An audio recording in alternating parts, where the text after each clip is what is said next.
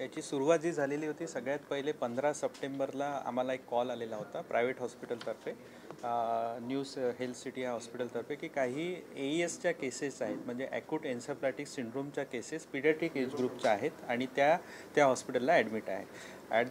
त्याच तारखेला म्हणूया की GMC नागपूर इथून पण डॉक्टर तिवारी सरांचा कॉल आलेला होता की त्यांच्याकडे पण AESच्या केसेस आढळलेल्या आहेत, त्यांची संख्या खूप जास्त आहे. या अनुषंगाने आम्ही एक बैठक माननीय अतिरिक्त आयुक्त महानगरपालिका यांच्या अध्यक्षतेखाली बोलवली होती आणि AESच्या केसेस काय आहेत आणि त्याची माहिती कशी गोळा करावी या अनुषंगाने ती बैठक झाली. त्याच्यामध्ये त्यानंतर आम्ही प्रायव्हेट हॉस्पिटल सगळ्यांना माहिती कळवली की तुमच्या हॉस्पिटलला पण जर अशा पद्धतीचे जर केसेस असतील तर त्यांनी आम्हाला कळवावं. या अनुषंगाने आम्ही सगळी डिटेल्स माहिती घेणं सुरुवात केली. आता या अनुषंगाने असं आहे की AES म्हणजे काय, तर ॲक्यूट एन्सेफॅलायटिक सिंड्रोम आहे, ज्याच्यामध्ये फीवर असतं, त्यानंतर अल्टर्ड सेन्सोरियम असतं आणि त्यानंतर कन्व्हर्जन किंवा सीझर त्या पेशंटला होत असतं. अशा प्रकारचे केसेस हे GMCला ॲडमिट होते. नंतर थोडंसं अजून डिटेल गेल्यावर त्याचं बायफर्केशन व्हायला लागलं की काही केसेस अशा आहेत ज्या टिपिकल AESच्या आहेत, ज्या दरवर्षी स्पोरॅडिक केसेस आपल्याकडे आढळत असतात, पण काही केसेस अशा आहेत ज्या प्रेझेंट करत आहे फक्त ॲन्युरिया, म्हणजे मुलाला लघवीच होत नाही आणि त्यानंतर त्याचं रिनल शटडाऊन झालेलं आहे, म्हणजे रिनल पॅरामीटर पूर्ण डिस्टर्ब झालेलं आहे. तर प्रेझेंटेशन काही केसेसचं AESचं होतं आणि काही केसेसचं किडनी शटडाऊन झाल्यानंतर AESकडे जातात. असे दोन प्रकारचे डिफरन्सेस आम्हाला त्या केसेसमध्ये आढळतात. आम्ही अजून त्याच्यामध्ये डिटेलमध्ये गेलो, GMC सोबत चर्चा झाली, बाकी हॉस्पिटलशी चर्चा झाली. तर ह्या ज्या केसेस ज्या आढळलेल्या आहेत त्या काही particular out of the state म्हणजे MP मधून येत आहे आणि त्या पर्टिक्युलर छिंदवाडा डिस्ट्रिक्टच्या आहेत असं आम्हाला आढळलं.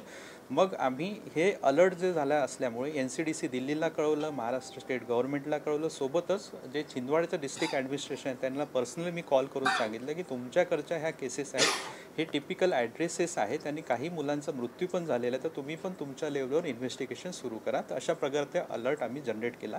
त्यानंतर कंटिन्युअस VC NCDC दिल्ली तप्पे ऑलमोस्ट रोज VC आमचं झालेल्या होत्या आणि त्यांनी दिलेल्या सूचनेनुसारच आम्ही टप्प्याटप्प्याने इन्व्हेस्टिगेशनला सुरुवात केली.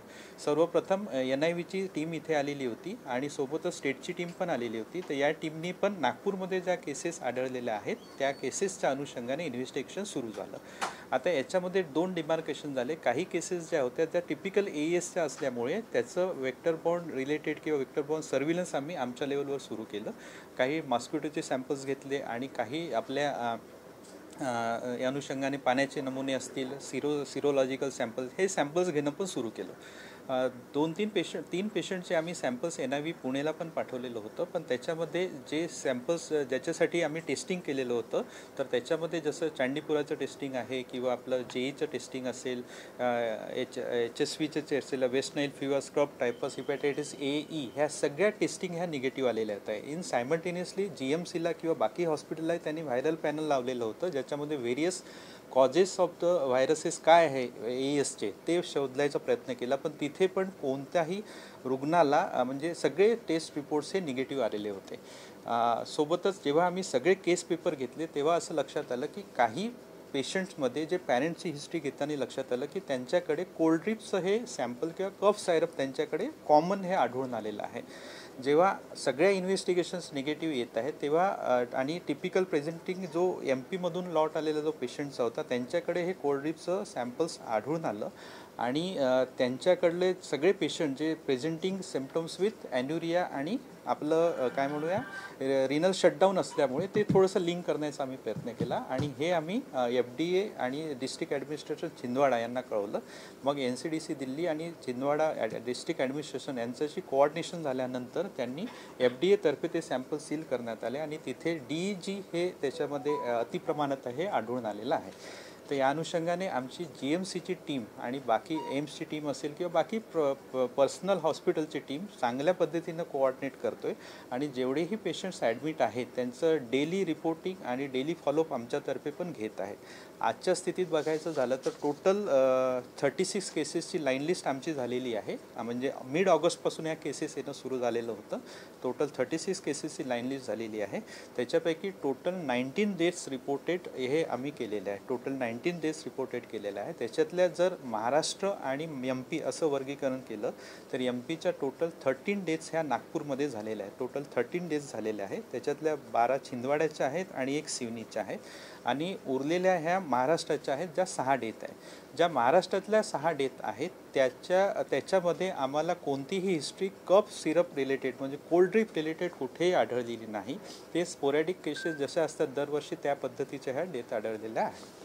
आजच्या स्थितीत अजून 12 केसेस आपल्याला पूर्ण नागपूरमध्ये ॲडमिटेड आहेत, ज्याच्यामध्ये GMC आहे. GMCला सगळ्यात जास्त 5 केसेस आहेत, एम्सला 2 केसेस आहेत, न्यू हेल्थ सिटीला 1 केस आहे, LMHला 1 केसेस आहे, कलर हॉस्पिटलला 1 केसेस आहे, गेटवेला 1 केसेस आहे. तर अशा पद्धतीनं केसेस सध्या ॲडमिट आहेत आणि त्यांच्यावर व्यवस्थित उपचार सुरू आहे. GMC आणि बाकी सगळे एक्सपर्ट त्याच्यावर GMCमुळे तिथले पिडियाट्रिशियन चांगल्या पद्धतीनं उपचार करतात. एमपीतले आपल्याला आढळते ते जसं सिवनी आणि छिंदवाड्यातले आढळले, त्यांची हिस्ट्री घेतली होती तर त्याच्यात कोल्ड ड्रिपचा वापर झालेला सगळ्यांकडे आढळून आला का? इनिशियली जे पेशंट ॲडमिट झालेले होते त्यांची डेथ 1.5 ते 2 दिवसामध्ये झालेली होती. तर त्यावेळेस व्यवस्थित हिस्ट्री इलिसिट नाही करता आली. पण काही पेशंट्समध्ये जेव्हा हिस्ट्री इलिसिट केली तर पॅरेंट्सकडे त्याच कोल्ड ड्रिपचं बॉटल ते मिळालेलं आहे. आता डिटेल इन्व्हेस्टिगेशन ते दिल्लीची टीम येत आहे ती करणार आहेत आणि त्या इंडिव्हिज्युअल सगळ्याची केस हिस्ट्री घेतल्यानंतर किंवा एपिडेमॉलॉजिकल इन्व्हेस्टिगेशन किंवा क्लिनिकल त्यांचं क्लिनिकल इन्व्हेस्टिगेशन झाल्यानंतरच त्याला सांगता येईल की पूर्ण केसमध्ये कोल्ड ड्रिपचं इन्व्हॉल्वमेंट होतं की नाही. नागपूर महानगरपालिका जसं काही आढळून आलेलं कोल्ड ड्रिपचा नाही, काल FDAच्या यांच्याशी बोलणं झाल्यानंतर आपल्या नागपूर महानगरपालिकेमध्ये कोल्ड ड्रिपचं कुठेही म्हणजे त्याचं डिस्ट्रीब्युशन झालेलं आढळलेलं नाही. कोल्ड ड्रिपमध्ये सर हे जे आपल्याकडे पेशंट होते त्यांच्या चौकशीमध्ये डायलिथिन ग्लायकोल म्हणजे DEG किती प्रमाणात होतं आणि त्या जे सॅम्पल्स आहेत त्याच्यामध्ये हे द्रव्य जे आहे हे सापडलं का आणि दूषित का बरं झालं, कोणतं इंडस्ट्रियल याच्यामध्ये मटेरियल आहे ते वापरण्यात आलं, याचं काही सापडलं का, हे दूषित का झालं सिरप? नाही, याचं जे DEGचे जे सॅम्पल जे दूषित आढळलेले आहेत ते छिंदवाड्याने जे कलेक्ट केले, छिंदवाडा ॲडमिनिस्ट्रेशन जे कलेक्ट करून तिकडे FDAला पाठवले त्यांच्यातर्फे ते मिळालेलं आहे. आपल्यातर्फे एकही ते मिळालेलं नाही. पण डायइथिल ग्लायकॉल हे टॉक्सिनसारखं किंवा पॉयझनस असल्यामुळे त्याचं अतिप्रमाण त्या सिरपमध्ये आढळल्यामुळे हे कंप्लीट ॲन्युरिया झाल्यानंतर रिनल शटडाऊन झालेलं असं त्याच्यामध्ये आढळून येत आहे. सर, मृतांचा आकडा आता 12 वाजेपर्यंत आज किती आहे या सगळ्या घटनांमध्ये? मी तेच मगाशीच मी सांगितलं, टोटल मेंदू जर वगळता आपण टोटल 19 डेथ्स आपल्याकडे रिपोर्टेड झालेल्या आहेत. त्याच्यातल्या महाराष्ट्रातल्या 6 डेथ आहेत ज्या काहीही म्हणजे कफ रिलेटेड किंवा कफ सिरप रिलेटेड दिसत नाही. उरलेल्या ज्या 13 डेथ MPच्या आहेत त्यांचं इन्व्हेस्टिगेशन त्यांचं सुरू आहे. ते मोस्टली छिंदवाडा ब्लॉकच्या आहे. सर, दिल्लीतील कोणती टीम येणार आहे आणि कधी येणार आहे आणि ती नेमकी त्याचा फोकस काय असणार आहे आणि ती छिंदवाड्याला सुद्धा जाईल काय? NCDC दिल्लीतर्फे त्यांची टीम एम्स नागपूरचीच राहील आणि ते इन्व्हेस्टिगेशन करतील. सर, जे आता आपल्याकडे रुग्ण ॲडमिट आहेत त्यांची परिस्थिती कशी आहे आणि ज्यांची डेथ झाली त्यांचा आपण PM वगैरे केलेला आहे म्हणजे त्यांचे रिपोर्ट्स येणं अपेक्षित आहे का की त्यांचा मृत्यू सायरन होऊन जेवढे हे आपले डेथ्स आपले जे सध्या ॲडमिट आहेत काही पेशंट अजूनही व्हेंटिलेटरवर आहेत. त्यांची प्रकृती तेवढी काही चांगली नाही. काही केसमध्ये अजूनही काही PM आमच्यातर्फे GMC तर्फे करण्यात आलेले नाही. तो एक आहे. आणि अजून काय विचारतो याच्यामध्ये अजून एक सांगायचं झालं की इन बिटवीन रिनल 3 पेशंटची आम्ही रिनल बायोप्सी केलेली होती. त्याच्यामध्ये GMCने डॉक्टर तिवारी सरांतर्फे झालेली होती. तर त्याच्यामध्ये ॲक्यूट ट्युब्युलर नेक्रोसिस आढळलं असल्यामुळे टॉक्सिन किंवा काहीतरी एक वेगळं असायला पाहिजे हा थॉट समोर आला, एक थेअरी समोर आली. त्यानुसारच मग कप सिरप आम्ही आयडेंटिफिकेशन आणि कोल्ड ड्रिप याचं लिंक जुळवण्यामध्ये आम्हाला त्याची मदत झाली. सर, यामध्ये आपल्या इकडून काय प्रायोगिक तर म्हणजे ज्या पद्धतीनं हे सगळे घटना समोर आल्यावर काय अलर्ट देण्यात आलेले आहे? सध्या जे रुग्ण आहेत त्यांची प्रकृती सुधारते आहे का? छत्तीसगड म्हणजे छिंदवाड्याचे असो की महाराष्ट्रातले काही रुग्ण? याच्यामध्ये GMC नागपूर आणि बाकी सगळ्या हॉस्पिटलने एक चांगल्या पद्धतीचं पिडॅट्रिक असोसिएशननी चांगल्या पद्धतीचं कोऑर्डिनेशन केलेलं आहे.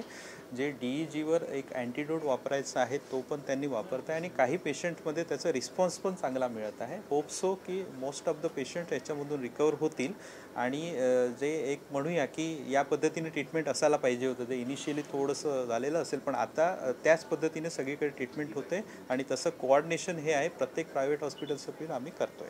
ओव्हर दी काउंटर सर लोक जातात आणि काही पण औषधी स्वतः जाऊन घेतात फार्मसीमध्ये, कोल्ड सिरपमध्ये पण असंच आहे.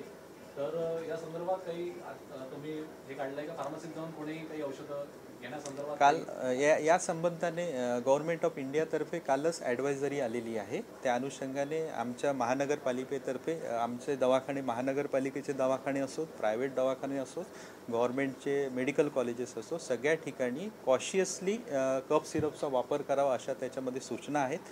5 वर्षाखालील मुलांसाठी ते करू नये अशा पण सूचना आहेत. तर त्या अनुषंगाने ॲडवायझरी आम्ही सगळ्या हॉस्पिटलला पाठवलेली आहे. सर, कुछ पेशेंट्स आए हैं, छोटे बच्चे बीमार आए हैं, कुछ MP से आए हैं, क्या हिस्ट्री है, कौन सा आदत है, ये मिलने से उनको क्या? सर, कौन से समय से ये पेशेंट्स आना शुरू हुआ और नागपुर के किन किन अस्पतालों में कितने दाखिल हुए, उनमें से कितनी मौतें हुई, उनमें से मध्य प्रदेश के कितने, महाराष्ट्र के कितने, उनके सिम्टम्स क्या थे? ये सभी केसेस जो है एक्यूट एन्सेफेलाइटिक सिंड्रोम के केसेस करके हमें रिपोर्टिंग हुआ है.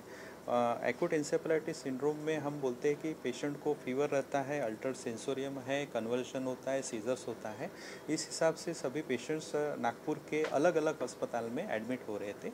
इसमें भी एक दूसरा प्रकार भी आ रहा था कि कुछ पेशेंट्स जो है कंप्लीट एन्यूरिया करके आ रहा है, यानी बच्चे को पेशाब भी नहीं हो रही थी, साथ में ही जो किडनी का शटडाउन होता है यानी रीनल फेलियर अपन बोल सकते हैं, वो भी ऐसे भी प्रेजेंट हुए हैं. तो AES के केस में एक प्लेन AES जो हमेशा की तरह प्रेजेंट होता है वो पेशेंट्स हमारे पास में आए और दूसरे टाइप के पेशेंट थे जिसके पास में रीनल शटडाउन हुआ ऐसा. तो फिर सभी जो हॉस्पिटल के एक्सपर्ट्स हैं, GMC के एक्सपर्ट हैं, एम्स के एक्सपर्ट्स हैं, दिल्ली के NCDC के जो टीम आई थी उनके भी एक्सपर्ट हैं, तो उनके साथ में चर्चा होने के बाद में हम ही अलग अलग पेशेंट को सेग्रीगेशंस किया और मोस्ट ऑफ द पेशेंट जो कंप्लीट एन्यूरिया या रीनल शटडाउन के पेशेंट हैं वो छिंदवाड़ा डिस्ट्रिक्ट से आए हैं, परासिया ब्लॉक के पेशेंट्स भी थे, वो हमने सेग्रीगेट किया. और कुछ पेशेंट जो नागपुर के सराउंडिंग डिस्ट्रिक्ट के थे वो भी पेशेंट्स हमने अलग अलग किया. आज की डेट में हमारी जो लिस्ट बनी है टोटल 36 केसेस की है एंड 36 केसेस में से जो 19 डेथ हुए हैं उसमें से MP के 13 डेथ हमारे पास रिपोर्टेड है और महाराष्ट्र के 6 डेथ रिपोर्टेड है. महाराष्ट्र के जो 6 डेथ रिपोर्टेड है उसमें जो कफ सिरप जो एंगल जो हम बोल सकते हैं उसका कुछ यानी लिंक नहीं हो रहा है. बाकी MP के जो केसेस है उसका इन्वेस्टिगेशन चालू है. कुछ केसेस में जो पेरेंट के साथ में डिस्कशन के साथ पता चला है कि उनको कोल्ड ड्रिप या उस टाइप रिलेटेड सिम्टम रिलेटेड रहने वाली जो दवा है वो पिलाई गई थी जब उसको बुखार वगैरह आया था. इस हिसाब से ये MP के पर्टिकुलरली कौन से रीजन से थे और ये पीरियड कौन सा? मोस्ट ऑफ द हमारे जो हमको जो रिपोर्टिंग हुआ है हम एटलीस्ट मिड अगस्त से हमारे पास में उसका रिपोर्टिंग आया है. सभी पेशेंट्स जो अलग अलग अस्पताल में हैं. आज की डेट में अपने पास में टोटल 12 पेशेंट्स एडमिटेड है. उसमें से मैक्सिमम पेशेंट GMC में एडमिट है, 5 पेशेंट वहाँ पे हैं. एम्स में 2 पेशेंट्स है, न्यू हेल्थ सिटी में 1 पेशेंट है, LMH में 1 पेशेंट है, कलर्स हॉस्पिटल में 1 पेशेंट है और गेटवेल में. ऐसे टोटल 12 पेशेंट एडमिट अलग अलग अस्पताल में नागपुर में हैं. और ये डेट MP के कहाँ से? मोस्टली हमको जो एड्रेसेस मिला है एक पर्टिकुलर ब्लॉक है जो परासिया ब्लॉक के ज़्यादातर पेशेंट पाए गए हैं. सिवनी से भी कुछ पेशेंट है, छिंदवाड़ा के? सिवनी से भी एक पेशेंट, छिंदवाड़ा के 12 पेशेंट्स जो डेथ रिपोर्टेड हुए हैं और एक सिवनी का भी पेशेंट डेथ रिपोर्टेड हुआ है.